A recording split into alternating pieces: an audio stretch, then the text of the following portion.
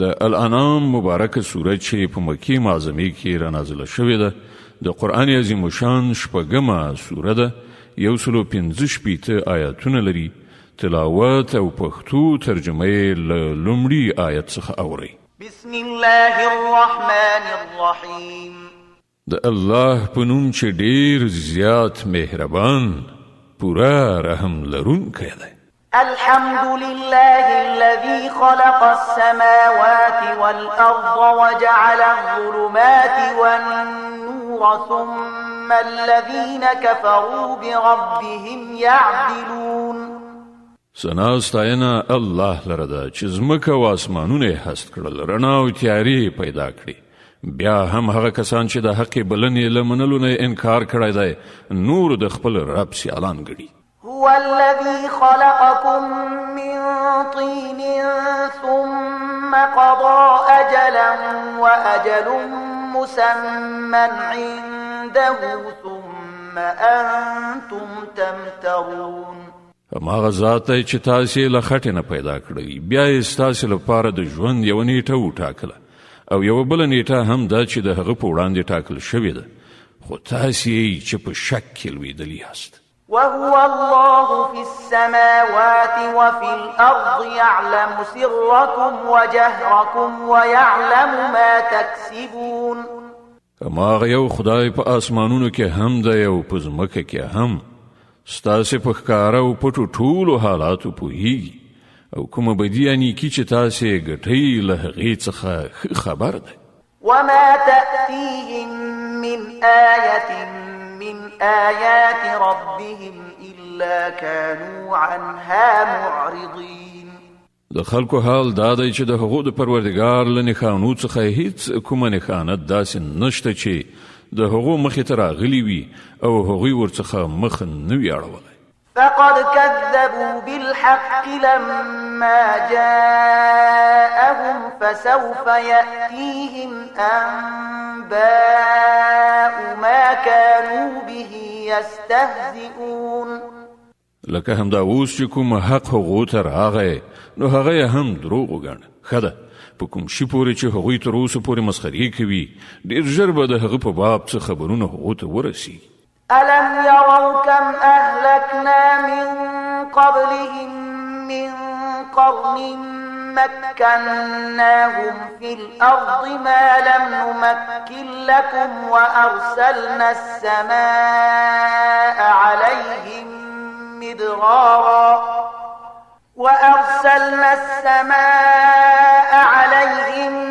مدرارا وجعلنا الأنهار تجري من تحتهم فأهلكناهم بذنوبهم وأنشأنا من بعدهم قرنا آخرين آیا هغوی نه دي لیدلي چې له هغو نه مخکې څومره داسې ملتونه موږ تباه کړي دي چې د هر یو په خپل خپل دور کې نوم او واکمني وه موږ په ځمکه کې هغو ته هغه وس واک وربخلی و چې تاسې ته مو نه دی دربخلی پر هغو مو له اسمانه ښه ورښتونه وکړل او د هغو نه لاندې مو ویالې وبهولې خو کله چې هغوی د نعمت ناشکري وکړه نو په پای کې موږ د هغو د ګناهونو په مجازات کې هغوی تباه کړل او د هغوی په ځای مو د بل دور ملتونه راپورته کړل ولو نزلنا عليك كتابا في قرطاس فلمسوه بأيديهم لقال الذين كفروا إن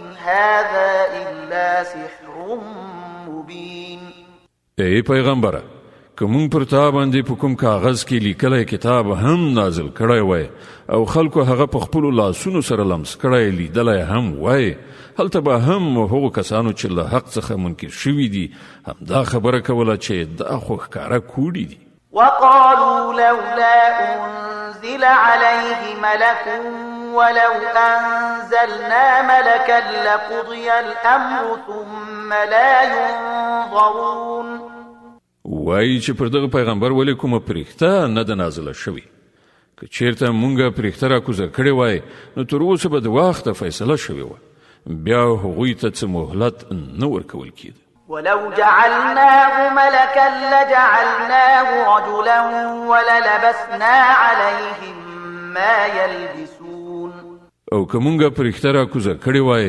بیا مو هغه په انساني بڼه کې نازلوله او په دې ډول به مو دوی په همغه شک کې اخته کړي وو چې په هغه کې اوس دوی اخته دي.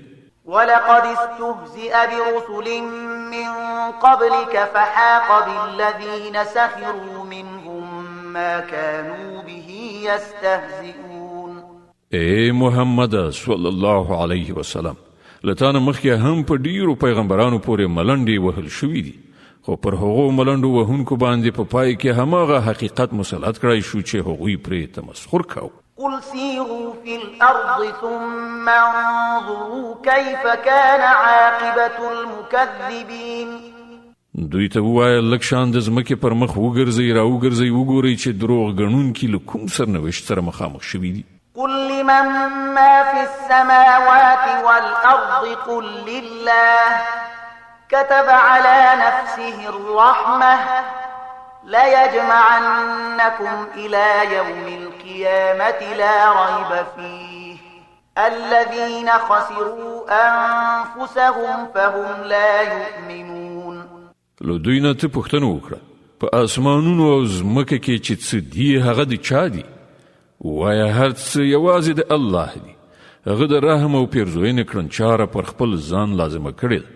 د قیامت په ورځ به هغه تاسې ټول ارومرو راټول کړي. دا حقیقت هیڅ د اشتباه وړ نه دی. خو کوم خلکو چې په خپل لاس خپل ځانونه د تباهۍ په خطر کې اچولي دي هغوی یې نه مني. وله ما سكن في الليل والنهار وهو السميع العليم. د شپې په ترږمۍ او د ورځې په روښنایي کې چې څه استوګن دي ټول د الله دي او هغه هر څه اوري او په هر څه پوهیږي. قل أغير الله أتخذ وليا فاطر السماوات والأرض وهو يطعم ولا يطعم قل إني أمرت أن أكون أول من أسلم ولا تكونن من المشركين. وایه زه له الله څخه پرته کوم بل څوک د ځان سرپرست وټاکم.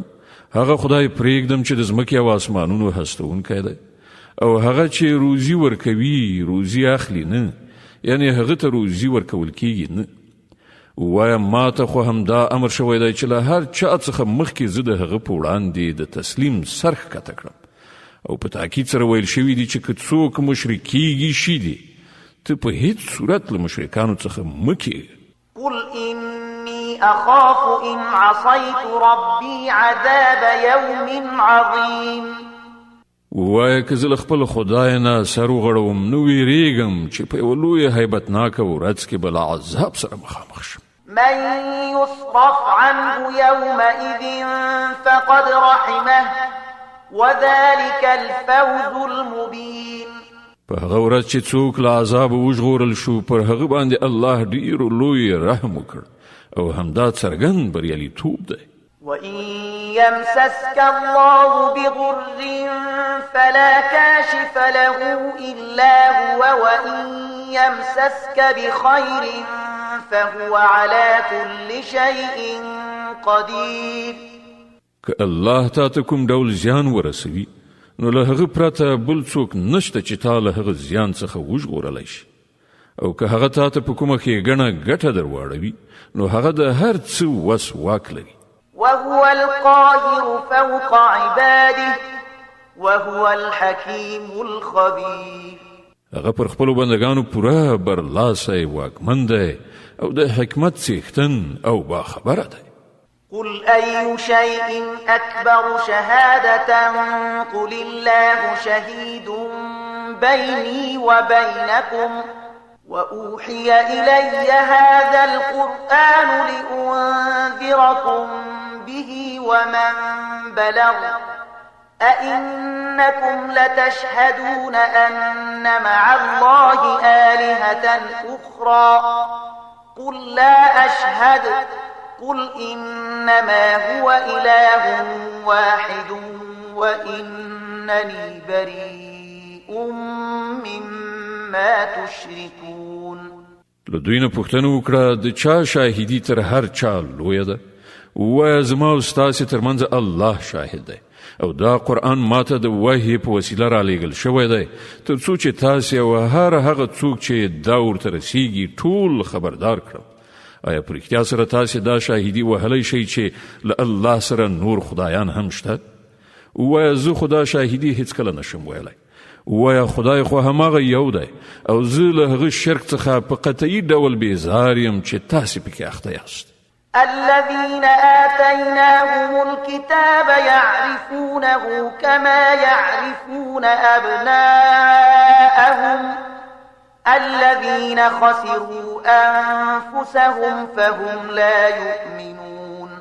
کوم کسانو ته چې مونږ کتاب ورکړی دی هغوی دا خبره داسې بې له اشتباه څخه پیژني لکه چې هغوی د خپلو زامنو په پیژندنه کې له هیڅ اشتباه سره نه مخامخ کیږي. خو کوم کسانو چې په خپل ځان په تباهۍ کې اچولی دی هغوی دا نه مني. ومن أظلم ممن افترى على الله كذبا أو كذب بآياته إنه لا يفلح الظالمون. او له هغه چانه به غټ ظالم څوک وي چې پر الله باندې د دروغ و بهتان ووایي یا د الله نښانې دروغ وګڼي دا یقیني د داسې ظالمانو هیڅکله بری نشي موندلی. ويوم نحشرهم جميعا ثم نقول للذين أشركوا أين شركاؤكم الذين كنتم تزعمون. په کومه ورځ چې موږ دوی ټول را پاڅو او له مشرکانو څخه پوښتنه وکړو چې اوس ستاسې هغه انګېرلي برخوال چیرته دي چې تاسې هغه خپل خدایان ګڼلي وو؟ ثم لم تكن فتنتهم إلا أن قالوا والله ربنا ما كنا مشركين. نو هغوی بل دې پرته بل فتنه را پورته نشي کړای چې یعنی په دې دروغو ویلو خوله وازه کړي چې ای زموږ بادار پر تا باندې قسم چې موږ هیڅکله مشرکان نه وو. انظر كيف كذبوا على أنفسهم وضل عنهم ما كانوا يفترون. وګوره په هغه وخت کې به دوی په څه ډول پر خپل ځان دروغ وټپي او هلته به د هغو ټول خود ساخته معبودان تری تم شي. ومنهم من يستمع إليك وجعلنا على قلوبهم أكنة أن يفقهوه وفي آذانهم وقرا وإن يروا كل آية لا يؤمنوا بها حتى إذا جاءوك يجادلونك يقول الذين كفروا إن هذا إلا أساطير الأولين. لدوی نه ځینې کسان داسې دي چې غوږ ږدي ستا خبرې اوري خو حال دا دی چې موږ د هغوی په زړونو باندې پردې اچولي دي چې د هغو له امله هغوی پرې هیڅ نه پوهېږي او د هغو په غوږونو کې مو کوڼوالی پیدا کړی دی چې د هر څه له اورېدو سره هم څه نه اوري. هغوی که هره نښانه وګوري ایمان پرې نه راوړي ان تر دې چې کله هغوی تا ته راشي د سره شخړه کوي. نو له هغوی څخه چې کومو کسانو د انکار فیصله کړې ده هغوی د ټولو خبرو له اورېدو وروسته همدا وایي چې دا له یوې زړې کیسې پرته نور څه نه دي. وهم ينهون عنه وينأون عنه وإن يهلكون إلا أنفسهم وما يشعرون. هغوی د دې حق له منلو څخه خلق منع کوي او په خپله هم ورڅخه لرې تښتي.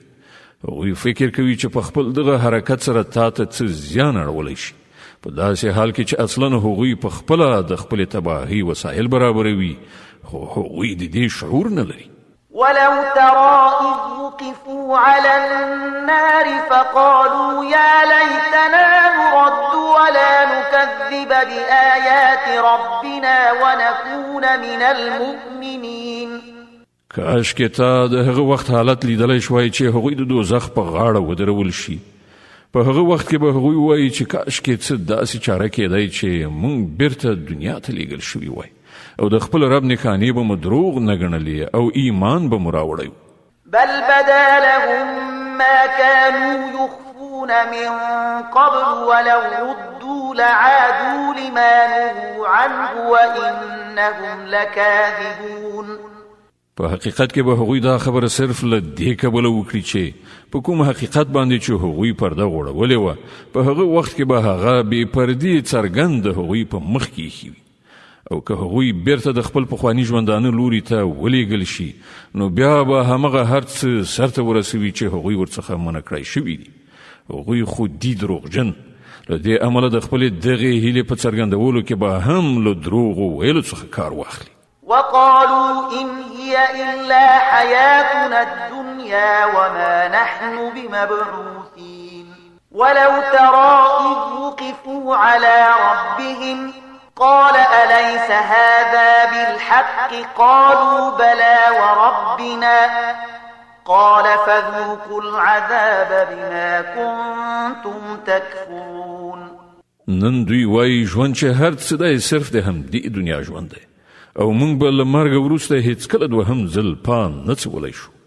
کاشکې تا هغه منظر لیدلی شوای چې کله دوی د خپل رب په وړاندې ودرولی شي په هغه وخت کې به د هغو رب له هغو څخه پوښتنه وکړي آیا دا حقیقت نه دی دوی به ووایي ولې نه ای زموږ ربه همدا حقیقت دی هغه به وفرمایي ښه نو اوس له حقیقت څخه د خپل انکار په مجازات کې د عذاب خوند واخلئ قد خسر الذين كذبوا بلقاء الله حتى إذا جاءتهم الساعة بغتة قالوا يا حسرتنا على ما فرطنا فيها وهم يحملون أوزارهم على ظهورهم ألا ساء ما يزرون زیانمن شول هغه کسان چې له الله سره د خپل یو ځای کېدو خبرې دروغ وګڼه کله چې په ناڅاپي ډول هغه ساعت را ورسیږي نو همدا خلک به ووایي خواشیني ده له موږ نه په دې کار کې څومره نیمګړتیا وشوه او د دوی به دا حال وي چې په خپلو اوږو به یې د خپلو ګناهو پیټه یې راخیستی وي وګوره څومره ناکاره پیټی دی چې دوی په اوږو اخلي وما الحياة الدنيا إلا لعب ولهو وللدار الآخرة خير للذين يتقون أفلا تعقلون د دنیا ژوند خو یو لوبه او یو ننداره ده په حقیقت کې هماغه د آخرت مینه د هغو خلکو لپاره ډیره ښه ده چې غواړي له زیانکارۍ وژغورل شي نو آیا تاسې له پوهې څخه کار نه اخلئ قد نعلم إنه ليحزنك الذي يقولون فإنهم لا يكذبونك ولكن الظالمين بآيات الله يجحدون اے محمد صلی الله علیه وسلم مونږ ته ښکاره ده چې کومې خبرې چې دا خلک جوړوي پر هغو سره ته ځورېږي خو دا خلک تا نه دروغجن کوي بلکې دا ظالمان اصلا د الله له آیاتونو څخه منکري ولقد كذبت رسل من قبلك فصبروا على ما كذبوا وأوذوا حتى أتاهم نصرنا ولا مبدل لكلمات الله ولقد جاءك من نبأ المرسلين لتانه مخکې هم ډیر پیغمبران دروغجن ګڼل شوي دي خو هغوی په هغه دروغجن ګڼلو او پر هغو کړاوونو باندې چې ورسول شول صبر وکړ تر دې پورې چې هغو ته زموږ مرسته ورسېده د الله د خبرو د بدلولو وس په هیڅ چا کې نشته او له مخکنیو پیغمبرانو سره چې څه وشول د هغه خبرونه تا ته رسېدلي دي وإن كان كبر عليك إعراضهم فإن استطعت أن تبتغي نفقا في الأرض أو سلما في السماء فتأتيهم بآية ولو شاء الله لجمعهم على الهدى فلا تكونن من الجاهلين بیا هم که د هغو خلکو مخړونه ستا لپاره د زغملو وړ نه وي نو که د زور رسیږي په ځمکه کې تونل ولټوه یا اسمان ته زینه کښېږده او هغوی ته د کومې نښانې راوړلو هڅه وکړه که الله غوښتي وای نو هغوی ټولې پر سمه لاره راغونډولی شول نو ناپوهه کېږه مه إنما يستجيب الذين يسمعون والموتى يبعثهم الله ثم إليه يرجعون د حق بلنې ته هغه خلک لبیک وایي چې اوریدونکي دي پاتې شول مړي، نو هغوی خو به الله له قبرونو څخه راپاڅوي او بیا به هغوی د هغه محکمې ته د وړاندې کېدو لپاره بیرته راوستل شي. وقالوا لولا نزل عليه آية من ربه قل إن الله قادر على أن ينزل آية ولكن أكثرهم لا يعلمون. دوی وایي چې پر دغه پیغمبر باندې د رب له لوري کومه نښانه ولې نه نازلېږي. وایه الله د نښانې نازولو بشپړ وس واک لري، خو له هغو څخه زیاتره خلک په ناپوهۍ کې اخته دي. وما من دابة في الأرض ولا طائر يطير بجناحيه إلا أمثالكم ما فرطنا في الكتاب من شيء ثم إلى ربهم يحشرون. په ځمکه کې خوځېدونکي کوم ساکاښ او په هوا کې په وزرونو سره الوتونکي کوم مارغه ته وګوره، دا ټول همدا ستاسې په څېر انواع دي. موږ د هغو د تقدیر په لیکنه کې څه نیمګړتیا نه ده پرېښې، بیا دا ټول د خپل رب لوري ته ورغونډېږي. والذين كذبوا بآياتنا صم وبكم في الظلمات من يشاء الله يضلله ومن يشاء يجعله على صراط مستقيم. خو کوم خلک چې زموږ نښانې دروغجنې ګڼي، هغوی کاڼه او ګونګیان دي، په ترږمیو کې لوېدلي دي. الله چې چاته وغواړي ګمراه کوي او چاته یې چې خوښه شي پر سمه لاره یې برابروي. د الانعام سوره چې په مکې معظمې کې رانازله شوې ده، د قرآن عظیم الشان شپږمه مبارکه سوره ده. 115 آیاتونه لري. تلاوت او پښتو ترجمه یې تاسې له 40 آیت څخه اورئ. قل أرأيتكم إن أتاكم عذاب الله أو أتتكم الساعة أغير الله تدعون إن كنتم صادقين. دوی ته ووایه لږ شان غور وکړئ راوښئ، که کله پر تاسې باندې د الله له لوري کوم لوی غم راځي یا وروستی ساعت را رسیږي، نو آیا په هغه وخت کې تاسې له الله نه پرته کوم بل څوک بلئ؟ وایئ که رښتیني یاست. بل إياه تدعون فيكشف ما تدعون إليه إن شاء وتنسون ما تشركون. په هغه وخت کې تاسې همدا الله بلئ، بیا که د هغه خوښه شي نو د هغه غم یعنی مصیبت راوستل پر تاسې زندوي. په داسې وختونو کې تاسې خپل انګیرلي شریکان هیروئ.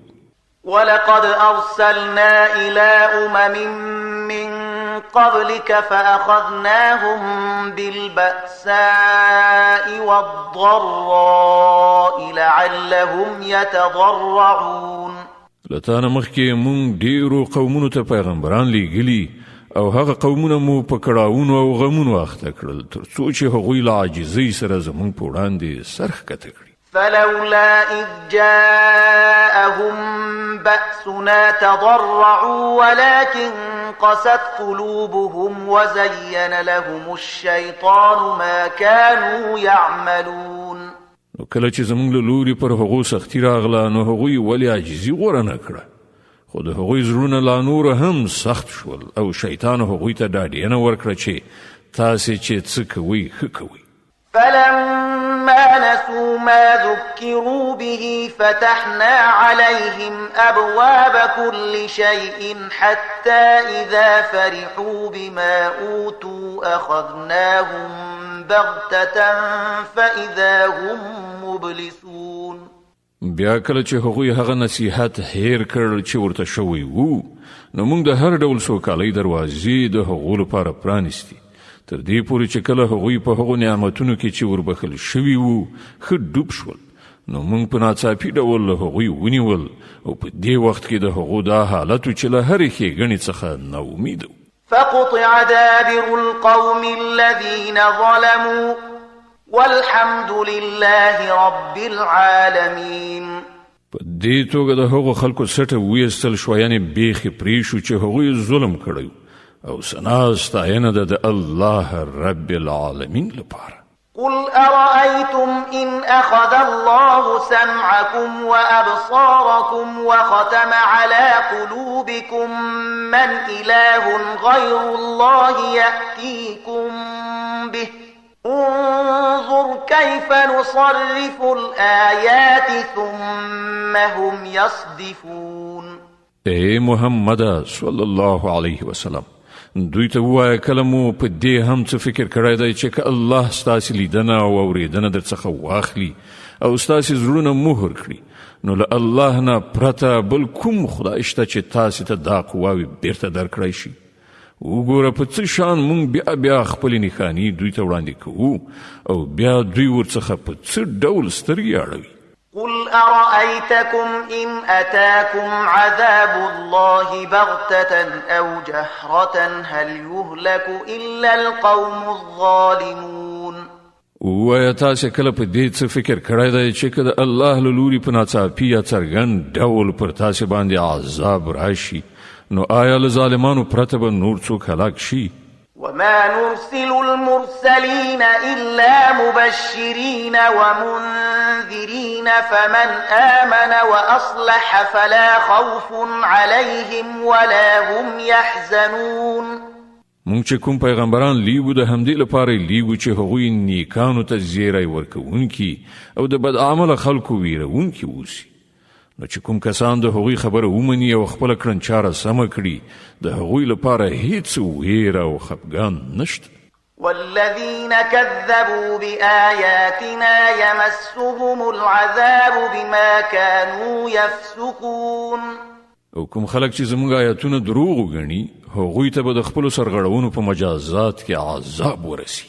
قل لا أقول لكم عندي خزائن الله ولا أعلم الغيب ولا أقول لكم إني ملك إن أتبع إلا ما يوحى إلي قل هل يستوي الأعمى والبصير أفلا تتفكرون. اے محمد صلی الله علیه وسلم، دوی ته ووایا زه تاسې ته دا نه وایم چې له ما سره د الله خزانې دي، نه زه د غیب علم لرم او نه دا وایم چې زه په رښتیا یم. زه خو یوازې د هغې وحي پیروي کوم چې ما ته را استوله کیږي.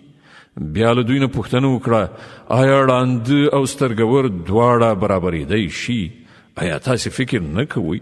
وأنذر به الذين يخافون أن يحشروا إلى ربهم ليس لهم من دونه ولي ولا شفيع لعلهم يتقون.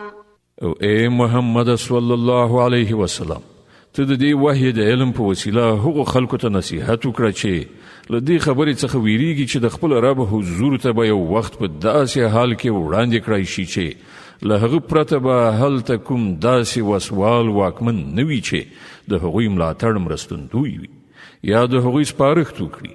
ښایي چې له دې نصیحت څخه په پند اخیستلو هغوی د خدای د ویرې کړنلاره غوره کړي.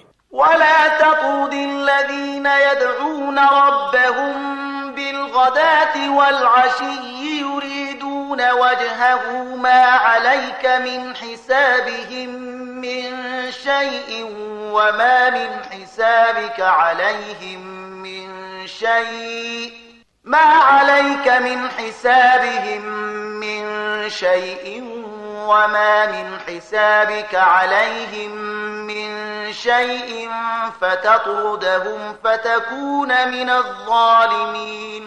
او کوم خلک چې شپه او ورځ رب ته لاس په دعا دي او د هغه خوښي غواړي، هغوی له خپله ځانه لرې مه شړه. د هغوی له حساب نه د هیڅ شي پیټی پر تا نشته او ستا له حساب نه د هیڅ شي پیټی پر هغو نشته.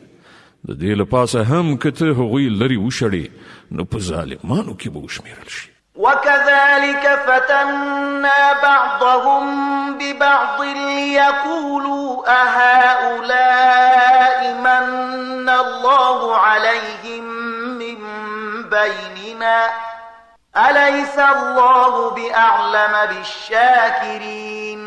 په اصل کې مونږ په دې توګه له دې خلکو څخه ځینې د ځینو نورو په وسیله په ازمایښت کې اچولي دي، تر څو هغوی دوی وګوري ووایي آیا دغه دی هغه خلک چې پر دوی باندې زمونږ په منځ کې د الله لورینه او مهرباني شوې ده؟ هو آیا خدای خپل شکر ایستونکي بندگان له دوی نه ډیر ښه نه پیژني؟ وإذا جاءك الذين يؤمنون بآياتنا فقل سلام عليكم كتب ربكم على نفسه الرحمة أنه من عمل منكم سوءا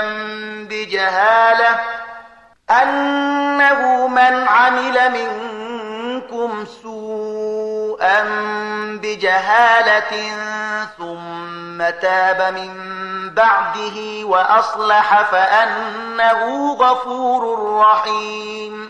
کله چې تا ته هغه خلک راشي چې زمونږ پر آیاتونو ایمان راوړي نو هغوی ته ووایه سلام پر تاسې.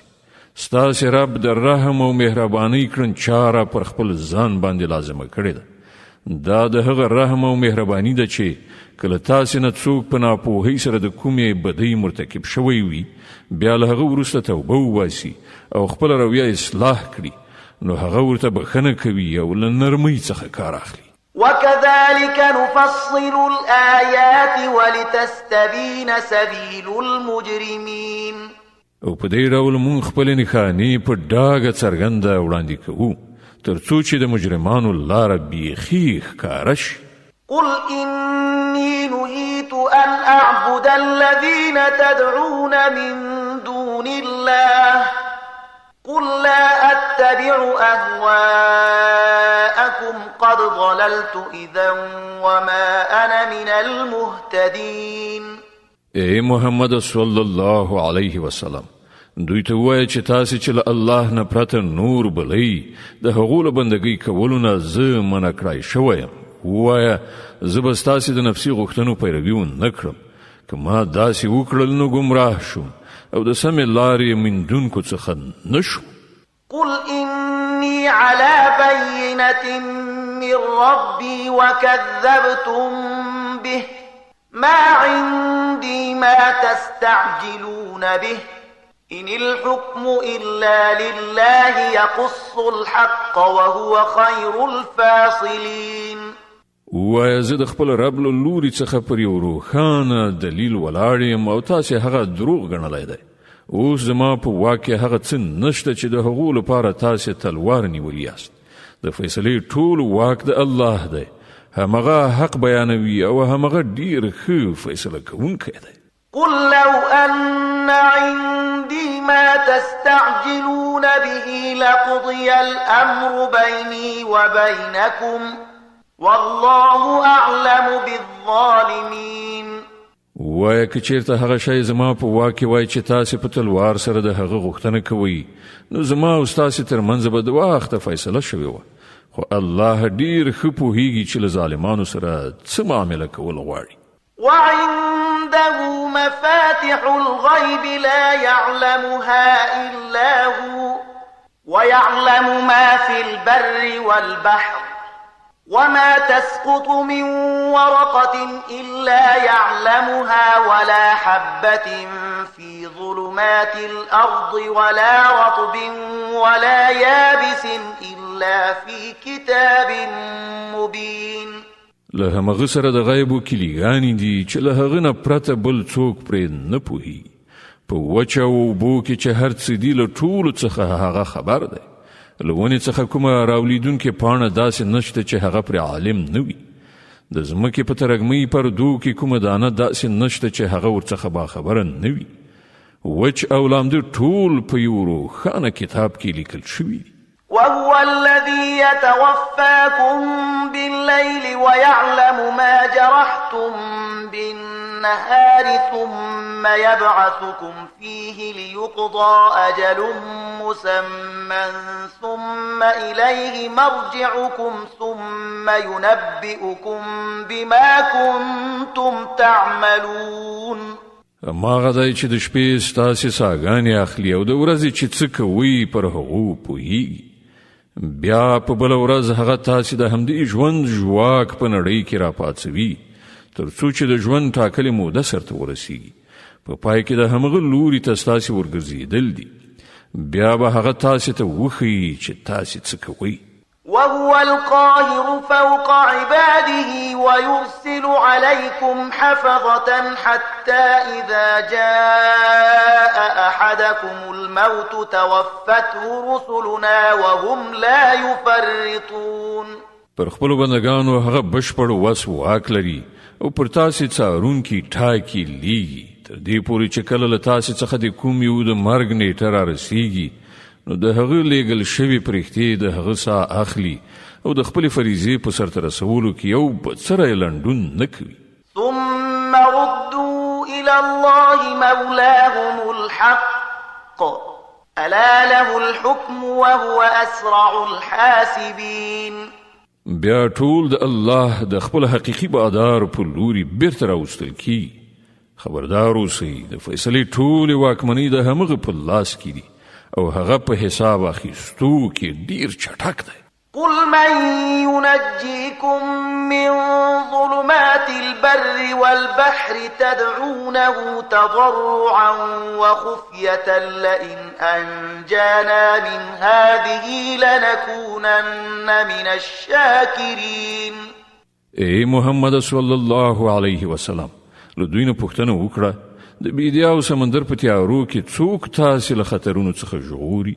څوک دی چې له هغه څخه تاسو د کړاو په وخت کې په زارۍ او په پټه پټه دعاوې غواړي؟ چاته وایي چې که تا له دې بلا څخه موږ وژغورلو نو موږ به ارومرو شکر ویستونکي اوسو. قل الله ينجيكم منها ومن كل كرب ثم أنتم تشركون. وای الله تاسو ته له هغې او له بل هر کړاو څخه نجات درکوي بیا تاسو نور له هغه سره شریکان ګڼئ. قل هو القادر على أن يبعث عليكم عذابا من فوقكم أو من تحت أرجلكم أو يلبسكم شيعا ويذيق بعضكم بأس بعض انظر كيف نصرف الآيات لعلهم يفقهون. ویا هغه په دې قادر دی چې پر تاسو کوم عذاب له پاسه نازل کړي یا تاسو تر قدمونو لاندې نه راپورته کړي یا تاسو په ډلو ویشي په یوې ډلې باندې د بلې ډلې د زور خوندو څکي. وګوره موږ په شان په مکرره توګه له بیلابیلو لارو څخه خپل نښانې دوی ته وړاندې کوو ښایي چې دوی په دې حقیقت باندې وپوهیږي. وكذب به قومك وهو الحق قل لست عليكم بوكيل. ستا قوم له هغه څخه انکار کوي حال دا دی چې هغه حقیقت دی. دوی ته ووایه چې زه پر تاسې باندې د محافظ په حیث نه یم مقرر شوی.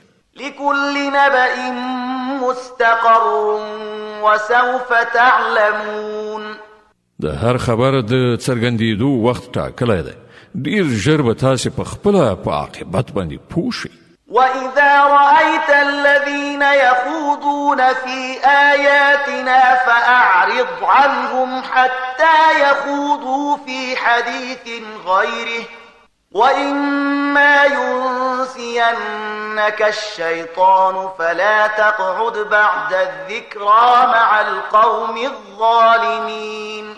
او اے محمد صلی الله علیه وسلم کله چې ته وګوري چې خلک زمونږ په آیاتونو کې نکتې لټوي یعنی اهانت کوي نو د هغو له څنګ نه پاڅېږه تر دې پورې چې هغوی دا بحثونه پرېږدي په نورو خبرو پیل وکړي. او که کله شیطان تا په هیره کې واچوي نو چې څه وخت دا خطا احساس کړي له هغه وروسته بیا د دې ظالمانو څنګ ته مه کښېنه. وما على الذين يتقون من حسابهم من شيء ولكن ذكرى لعلهم يتقون. د هغوی له حساب څخه د هیڅ کوم شي مسؤلیت پر پرهیزګارانو باندې نشته. البته نصیحت کول فریضه ده ښایي چې هغوی له غلطې لارې راواوړي.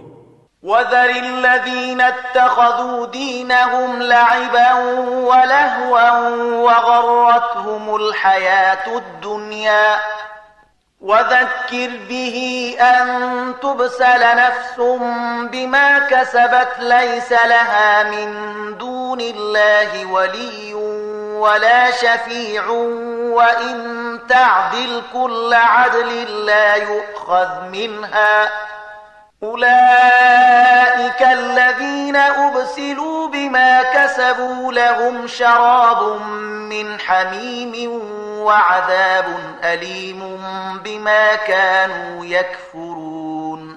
هغه خلک پرېږده چې هغوی خپل دین لوبه او ننداره جوړه کړې ده او د دنیا ژوندانه غولولي دي. هو خو د دې قرآن په اورولو نصیحت کوونکی او پند ورکوونکی اوسه چې چیرته کوم څوک د خپلو کړو وړو په ګناه کې اخته نشي او اخته هم په داسې حال کې وي چې له الله نه د هغه د ژغورلو لپاره کوم ملاتړ او مرستندوی او سپارښت کوونکی نه وي او که هغه د هر ممکن شي په فدیه ورکولو د ځان خلاصولو غواړي نو هغه به هم ورڅخه قبوله نه کړی شي ځکه چې داسې خلک خو به د خپلو عملونو په نتیجه کې ونیول شي.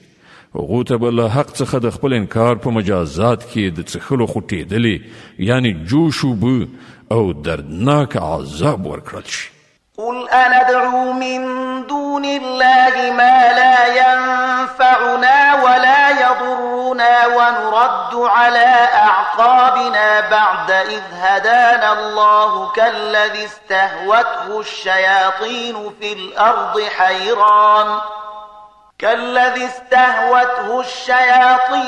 الأرض حيران له أصحاب يدعونه إلى الهدى ائتنا قل إن هدى الله هو الهدى وأمرنا لنسلم لرب العالمين. اے محمد صلی الله علیه وسلم لدوی نه پوښتنه وکړه آیا موږ الله نه پرته هغه وبلو چې نه موږ ته ګټه رسولای شي نه زیان او کله چې الله موږ ته سمه لاره راښودلې ده نو آیا موږ اوس په خپلو پوندو شاته وڅرخیږو؟ آیا موږ خپل حالت د هغه چا په څیر کړو چې شیطانانو هغه په بیدیا کې لار ورکای کړی وي او هغه حیران لالهانده ګرځي را ګرځي په داسې حال کې چې ملګري ورته نارې وهي چې داسې راشه دا سمه لاره ده؟ وایا په حقیقت کې خو سمه رهبري یوازې د الله رهبري ده او د هغه لخوا موږ ته دا امر شوی دی چې د کائناتو د څښتن په وړاندې د اطاعت سر ښکته کړئ. وأن أقيموا الصلاة واتقوه وهو الذي إليه تحشرون. المنز قائم کړئ او د هغه له نافرمانۍ څخه ځان وژغورئ د همغه لوري ته ستاسې ټولو ورتګ دی. وهو الذي خلق السماوات والأرض بالحق ويوم يقول كن فيكون قوله الحق وله الملك يوم ينفخ في الصور عالم الغيب والشهادة وهو الحكيم الخبير. هماغه ذات دی چې آسمانونه او ځمکه په حق پیدا کړي دي او په کومه ورځ چې هغه وایي چې پاڅئ راټول شئ په همغه ورځ به هغوی هم داسې شي. د هغه وینا حق ده او په کومه ورځ چې شپېلۍ یعنی سور پوکړی شي په هغه ورځ به پاچاهي د همغه وي. هغه په پټو او ښکارو هر څه پوه دی او د حکمت خاوند او باخبر دی.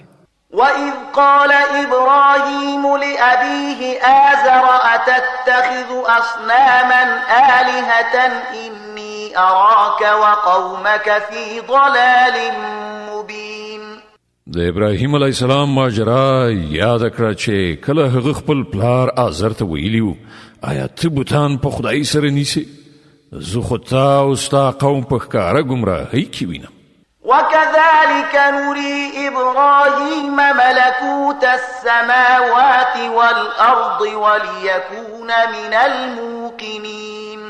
مونږ په دې ډول ابراهیم علیه السلام ته د ځمکې او اسمانونو د سلطنت نظام ورښودلی او د دې لپاره مو ښودلی و چې هغه له باور کوونکو څخه شي.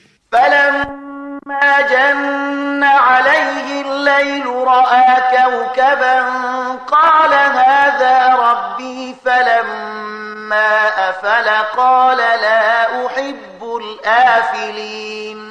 لکه چې کله شپه پرې خوره شوه نو هغه یو ستوری ولید وی ویل دا زما رب دی خو کله چې هغه پرېوته نو وی ویل په پرېوتونکي پورې خو زما زړه تړلی نه دی.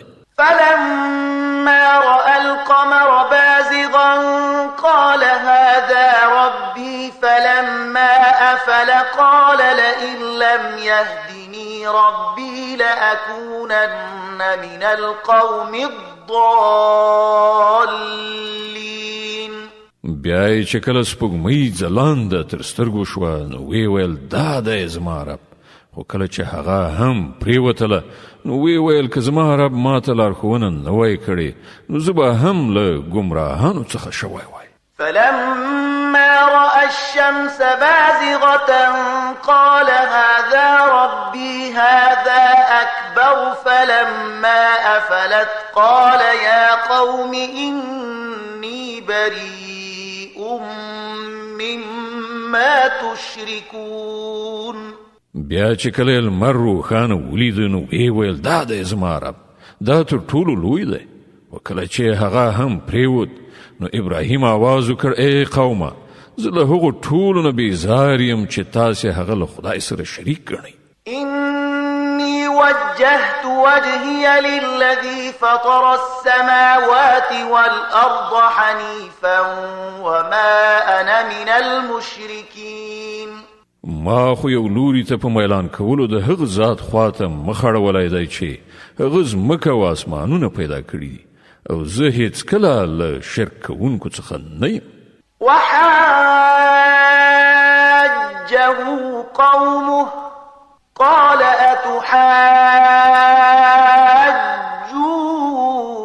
أتحاجوني في الله وقد هدان ولا أخاف ما تشركون به إلا أن يشاء ربي شيئا وسع ربي كل شيء علما أفلا تتذكرون. د هغه قوم له هغه سره په جګړه لاس پورې کړ نو هغه قوم ته وویل آیا تاسې د الله په کار کې له ما سره جنګیږئ په داسې حال کې چې هغه ما ته سمه لاره راښودلې ده او زه ستاسې له انګېرلو شریکانو څخه نه ویرېږم. هو که زما د رب څه خوښه وي نو هغه ارومرو کېدی شي. زما د رب علم پر هر څه باندې خور شوی دی. نو آیا تاسې فکرمن کیږئ نه؟ یعنی پند نه اخلئ؟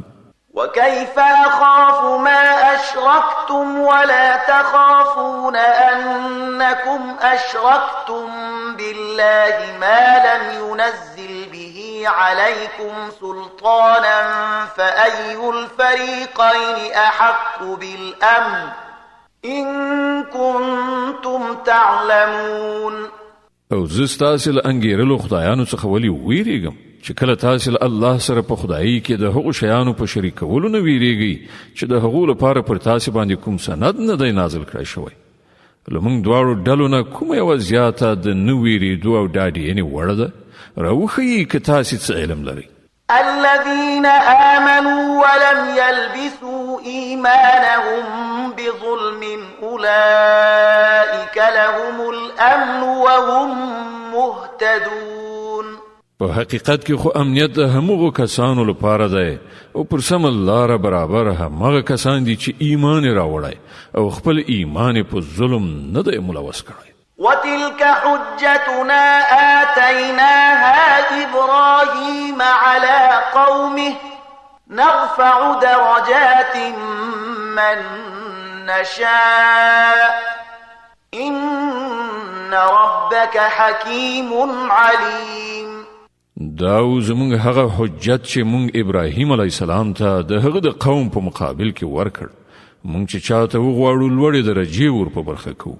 حق دا دی چې ستا رب ډیر د حکمت خاوند او د علم څښتن دی. ووهبنا له إسحاق ويعقوب كلا هدينا ونوحا هدينا من قبل ومن ذريته داود وسليمان وأيوب ويوسف وموسى وهارون وكذلك نجزي المحسنين.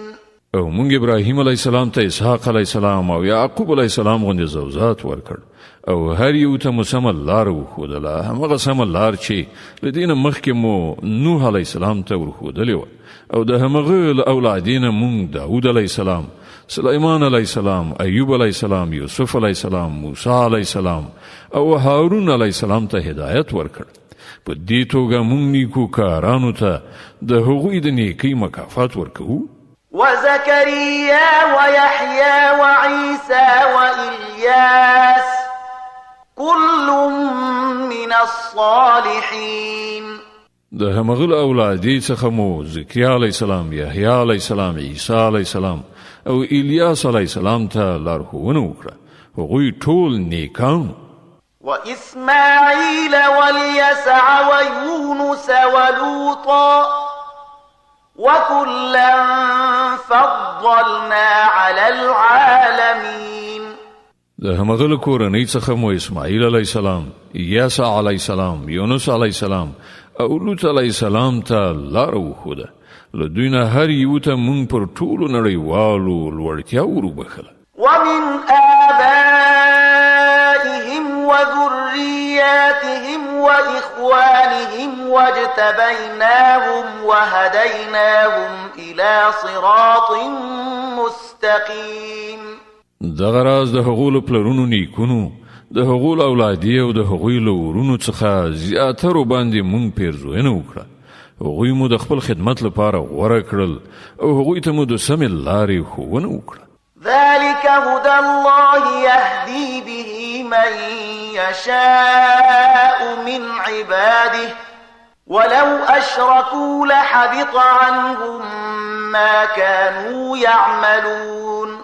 دا د الله هغه هدایت ده په هغه سره چې هغه له خپلو بندګانو څخه چاته وغواړي لارښوونه کوي. خو که کله هغوی شرک کړی وای نو د هغوی ټول عملونه به عبث ګرځېدلي وای. أولئك الذين آتيناهم الكتاب والحكم والنبوة فإن يكفر بها هؤلاء فقد وكلنا بها قوما ليسوا بها بكافرين. دا همغه کسانو چې موږ ورته کتاب، شریعت او پیغمبري ورکړی و. اوس که دا خلک د هغه له منلو څخه انکار کوي نو پروا نشته. موږ څه نورو خلکو ته دا نعمت ورسپارلی دی چې له هغه څخه منکران نه دي.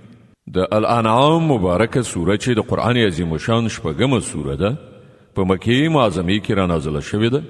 115 مبارک آیاتونه لري. تلاوت او پښتو ترجمه یې له 90 آیت څخه اورئ. أولئك الذين هدى الله فبهداه مقتده قل لا أسألكم عليه أجرا إن هو إلا ذكرى للعالمين. اے محمد صلی الله علیه وسلم، همغه کسان د الله له لوري هدایت میندونکي د همغو پر لاره ته هم لاړ شه او ووایه چې زه د دې تبلیغ او لارښوونې په وظیفه له تاسې نه د کوم اجر غوښتونکی نه یم. دا خو د ټولو نړیوالو لپاره یو عمومي نصیحت دی. وما قدر الله حق قدره إذ قالوا ما أنزل الله على بشر من شيء قل من أنزل الكتاب الذي جاء به موسى نورا وهدى للناس تجعلونه قراطيس تبدونها وتخفون كثيرا وعلمتم ما لم تعلموا أنتم ولا آباؤكم قل الله ثم ذرهم في خوضهم يلعبون. دوی د الله صحیح قدر او ستاینه ونکړه چې کله چې وویل الله پر کوم انسان باندې څه نه دی نازل کړي. له دوی نه پوښتنه وکړه نو بیا هغه کتاب چې موسی علیه السلام راوړی و چې د ټولو انسانانو لپاره روښنایي او هدایت و چې تاسې هغه ټوټې کوئ، لږ څه ښکاره کوئ او ډېر څه پټوئ او د هغه په وسیله تاسې ته هغه علم درکړی شو چې نه له تاسې سره و او نه ستاسې له پلار نیکه سره. ښه نو د هغه نازلونکی څوک و؟ صرف دومره ووایه چې الله بیا یې په خپلو دلیل بازیو کې لوبو کولو ته پرېږده. وهذا كتاب أنزلناه مبارك مصدق الذي بين يديه ولتنذر أم القرى ومن حولها والذين يؤمنون بالآخرة يؤمنون به وهم على صلاتهم يحافظون. د همغه کتاب په څیر دا یو کتاب دی چې موږ نازل کړی دی، له خیر او برکت نه ډک دی. د هغه څه تصدیق کوي چې له دنه مخکې راغلیو او د دې په خاطر نازل کړی شوی دی چې تاسې د هغه په وسیله د کلیو دا مرکز یعنی مکه او د هغې په شاوخوا کې اوسیدونکي تنبیه کړئ. کوم خلک چې آخرت مني هغوی په دې کتاب ایمان راوړي او هغوی داسې دي چې د خپلو لمونځونو پابندي کوي.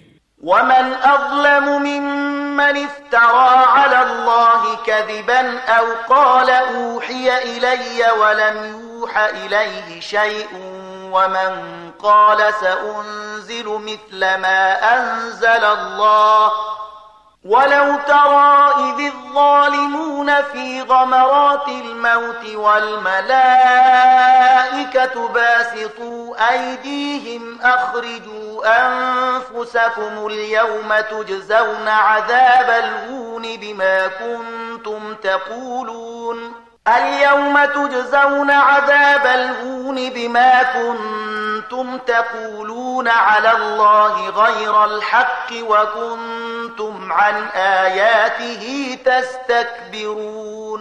او له هغه چانه به بل لوی ظالم څوک وي چې په الله پورې د دروغ بهتانو تړي یا وایي چې پر ما باندې وحی راغلی ده په داسې حال کې چې پر هغه باندې کومه وحی نه وي نازله کړی شوي، یا هغه څوک چې د الله د نازل کړي شي په مقابله کې وایي چې زه به هم داسې شی نازل کړم.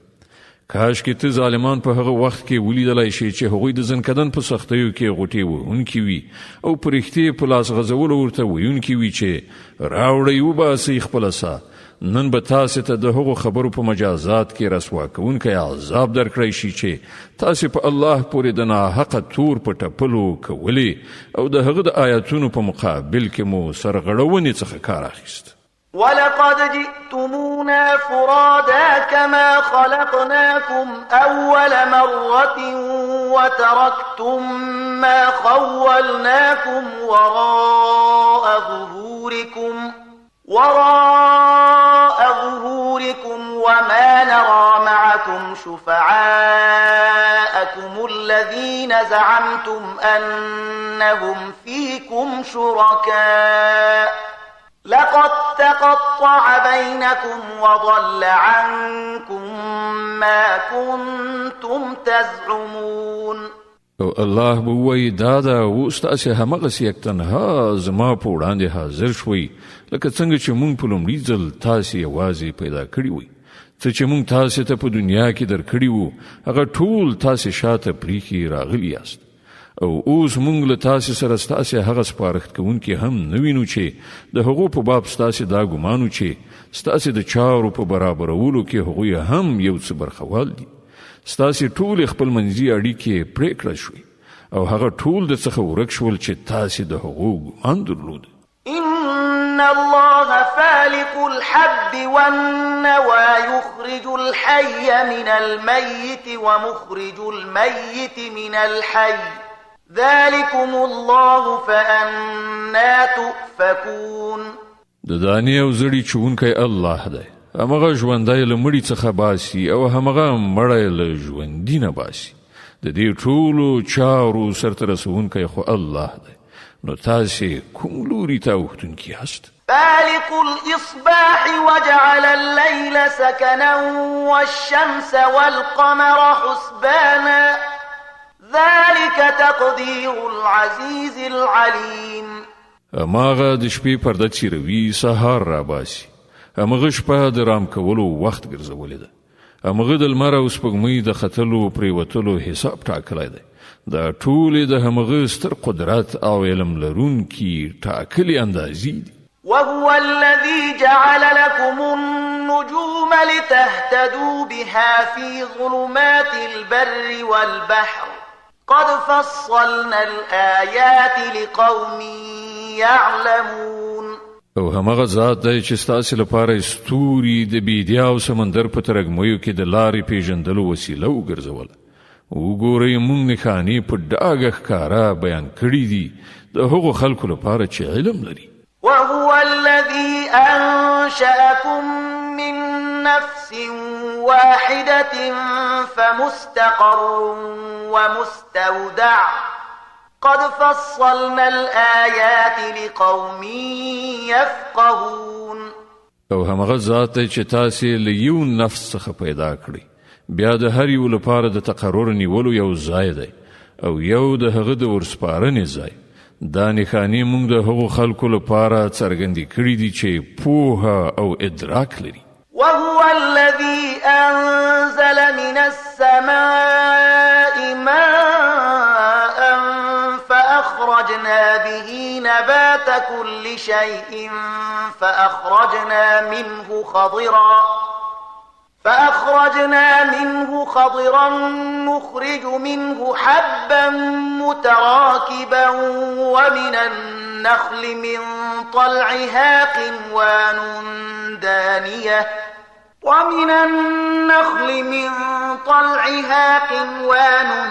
دانية وجنات من أعناب والزيتون والرمان مشتبها وغير متشابه انظروا إلى ثمره إذا أثمر وينعه إن في ذلكم لآيات لقوم يؤمنون. او همغه ذات چې له اسمانه یې اوبه ورولې بیا یې د هغو په وسیله هر راز نباتات راوټوکول بیا یې ورڅخه شنه ښېرازه کښتونه او ونې پیدا کړي بیا یې ورڅخه لاندې باندې سپرې دانې راویستلې او د خرماو له څانګو نه یې د میوو وږي شینګلې پیدا کړي چې له ډېر بار نیولو نه ښکته زانګي او د انګورو زیتون او انارو باغونه یې جوړ کړل چې د هغو میوې یو بل ته څیرمه ورته هم دي او بیا د هرې یوې خصوصیات بیلابیل هم دي. دا ونې چې کله میوه نیسي نو په هغو کې د میوې راوړلو او بیا یې د پخېدو څرنګوالي ته لږ ځیر شي. په دې شیانو کې نښانې دي د هغو کسانو لپاره چې ایمان راوړي. وجعلوا لله شركاء الجن وخلقهم وخرقوا له بنين وبنات بغير علم سبحانه وتعالى عما يصفون.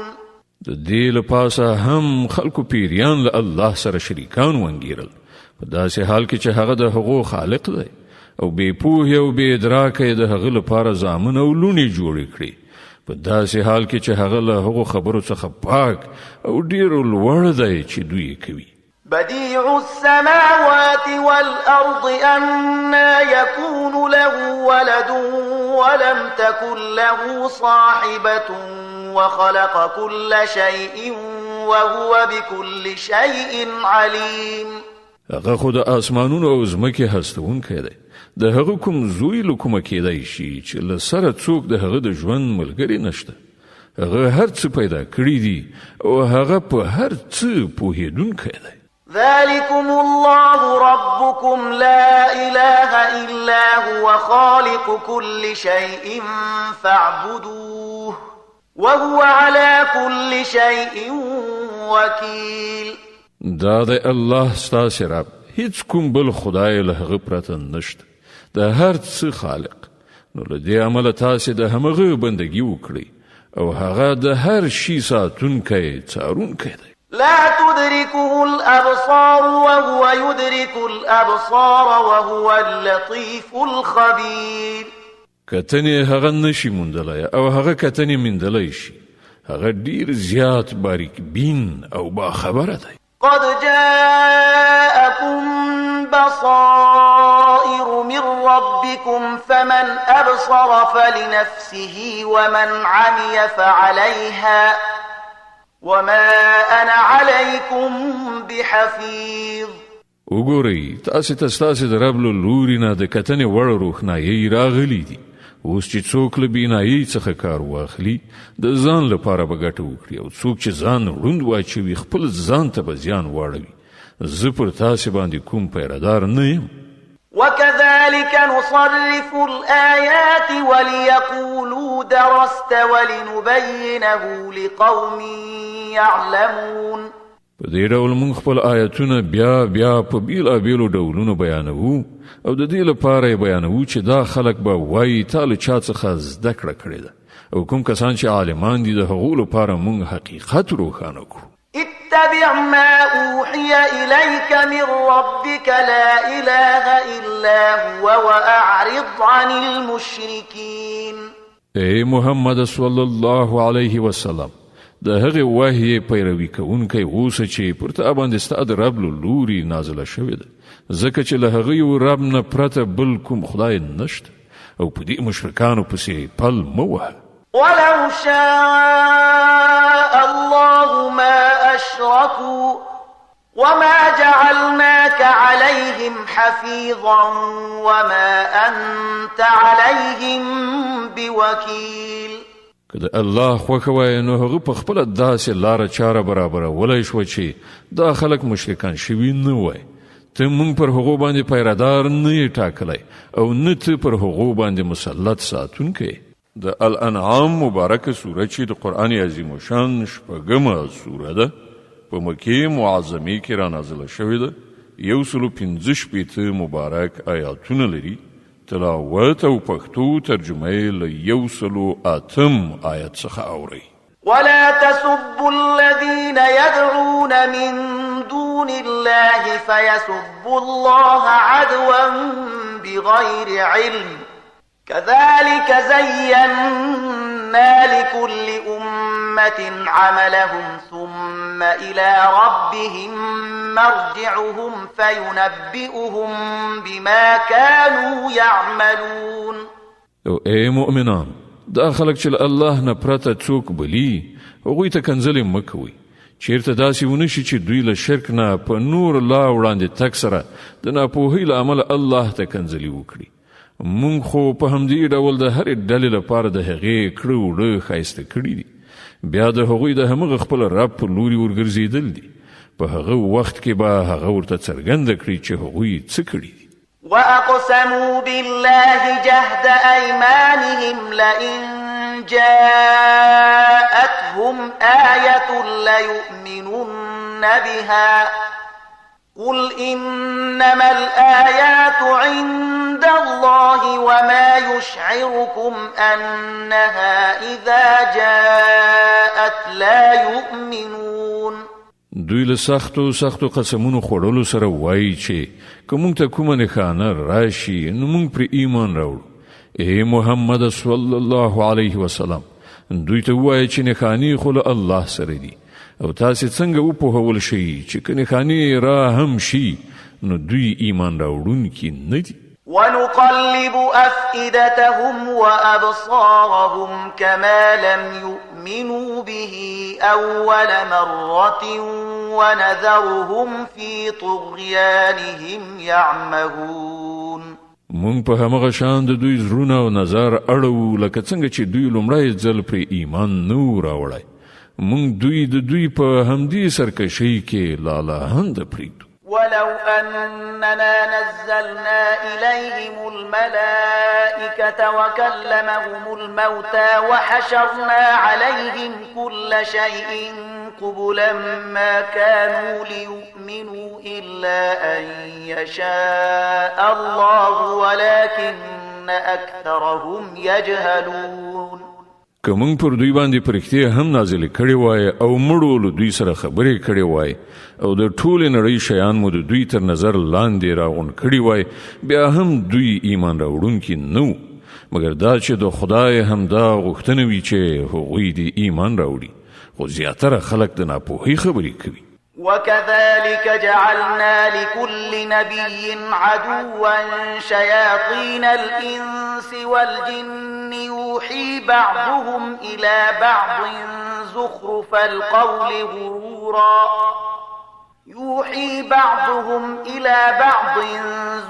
القول غرورا ولو شاء ربك ما فعلوه فذرهم وما يفترون. او مون خو تل هم داسې شیطان انسانان او شیطان پیریان د هر پیغمبر دښمنان ګرځولي دي چې یو بل ته خوږې خبرې د غولونې او فریب لپاره رسوي. که ستا د رب اراده دا وایي چې هغوی د داسې ونه کړي نو هغوی به هیڅکله داسې نه کول. نو ته هغوی په خپل حال پرېږده چې په دروغو تړلو کې اخته وي.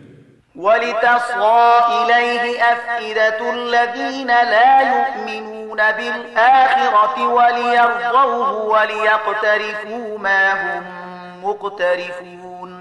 مونږ هغوی ته د دې هر څه کولو وخت زکه ورکوو چې کوم خلک چې په آخرت باندې ایمان نه لري د هغوی زړونه د دې غولونکي ښکلا په لوري مایل وي او هغوی پرې خوښ شي او د هغو ناوړو چارو په کړو لاس پوري کړي چې هغوی کول غواړي.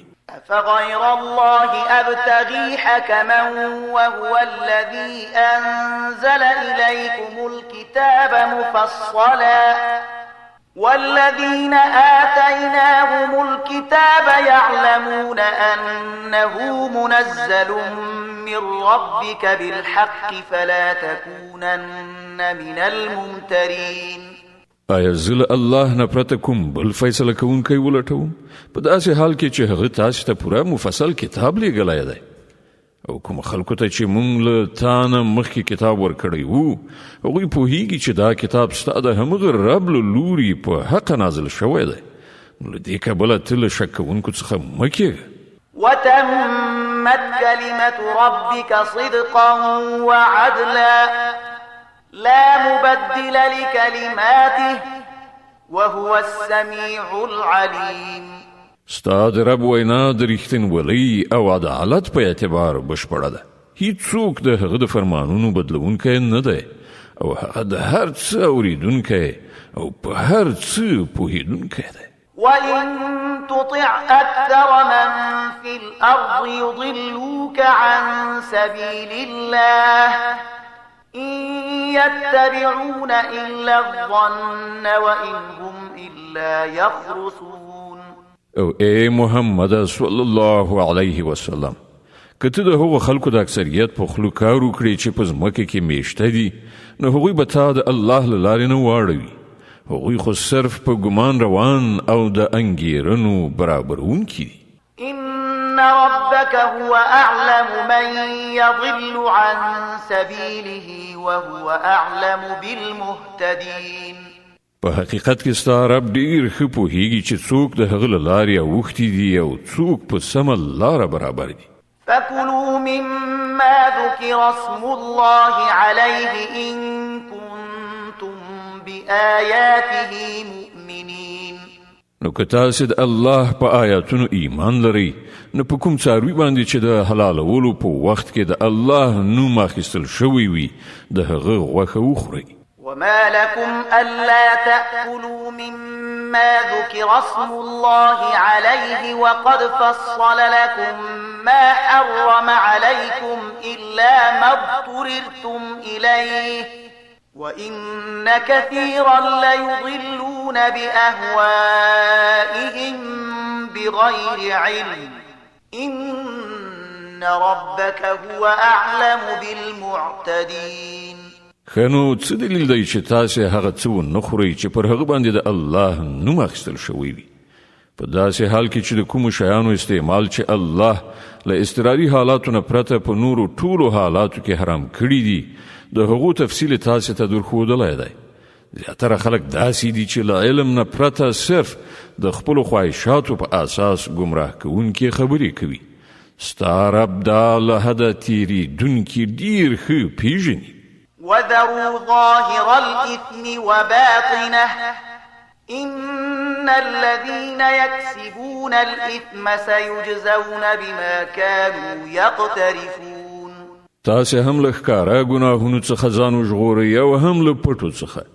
څوک چې د ګناه کسب کوي هغوی به د خپلې دغې ګټې مجازات ومومي. ولا تأكلوا مما لم يذكر اسم الله عليه وإنه لفسق وإن الشياطين ليوحون إلى أوليائهم ليجادلوكم وإن أطعتموهم إنكم لمشركون. او کوم څاروي چې د الله د نوم په اخیستلو نوي ذبح کړی شوي د هغه غوښه مه خورئ. دا کار فسق دی. شیطانان د خپلو ملګرو په زړونو کې شکونه او اعتراضونه اچوي تر څو چې هغوی له تاسې سره شخړه وکړي. خو که تاسې د هغوی اطاعت ومانه تاسې به په باوري توګه مشرکان یاست. أَوَمَنْ كَانَ مَيْتًا فَأَحْيَيْنَاهُ وَجَعَلْنَا لَهُ نُورًا يَمْشِي بِهِ فِي النَّاسِ كَمَنْ مَثَلُهُ فِي الظُّلُمَاتِ لَيْسَ بِخَارِجٍ مِنْهَا كَذَلِكَ زُيِّنَ لِلْكَافِرِينَ مَا كَانُوا يَعْمَلُونَ. آیا هغه څوک چې مخکې مړو بیا موږ ورته ژوند وباښه او هغه رڼا مو ورکړه چې د هغې په وړانګو کې هغه د خلکو په منځ کې د ژوند لاره وهي د هغه چا په څیر کېدی شي چې په ترږمیو کې غورځېدلی وي او په هیڅ شان ورڅخه وتونکی نه وي. د کافرانو لپاره په همدې توګه د هغوی کړه وړه ښایسته کړی شوي دي. وكذلك جعلنا في كل قرية أكابر مجرميها ليمكروا فيها وما يمكرون إلا بأنفسهم وما يشعرون. او په همدې ډول موږ په هر سیمه کې د هغې غټ غټ مجرمان بوخت کړي دي چې هلته د خپل مکر او ټګۍ جالو غوړوي. اصلا هغوی د خپل ټګۍ په لومه کې په خپله نښتي دي خو له هغوی سره د دې شعور نشته. وَإِذَا جَاءَتْهُمْ آيَةٌ قَالُوا لَن نُّؤْمِنَ حَتَّى نُؤْتَىٰ مِثْلَ مَا أُوتِيَ رُسُلُ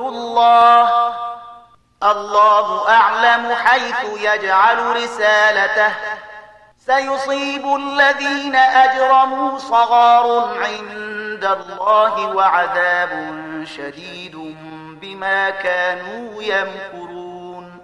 کله چې هغو ته کوم آیت راشي نو هغوی وایي موږ به یې تر هغه پورې ونه منو تر څو چې په خپله موږ ته هغه څه را نه کړی شي چې د الله رسولانو ته ورکړی شوي دي. الله ډیر ښه پوهیږي چې چیرته خپله پیغمبري غوره کړي. هغه وخت نږدې دی چې د مجرمان د خپلو ټګیو په مجازات کې د الله په وړاندې له رسوایۍ او سخت عذاب سره مخامخ شي.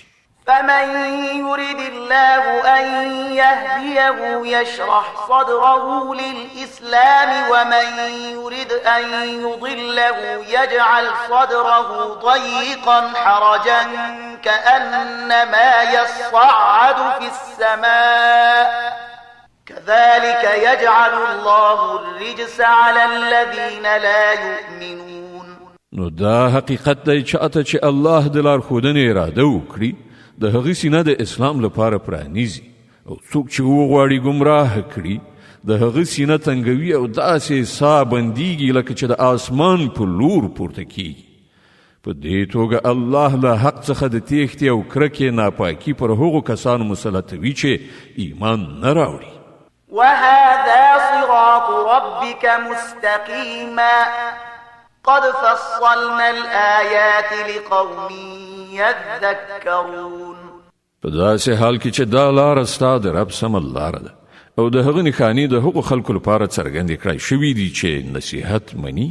لهم دار السلام عند ربهم وهو وليهم بما كانوا يعملون. د هغوی لپاره د هغو له رب سره د سلامتیا کور دی او هغه د هغې سمې کړنچارې له امله د هغوی سرپرست دی چې هغوی غوره کړې ده. ويوم يحشرهم جميعا يا معشر الجن قد استكثرتم من الإنس وقال أولياؤهم من الإنس ربنا استمتع بعضنا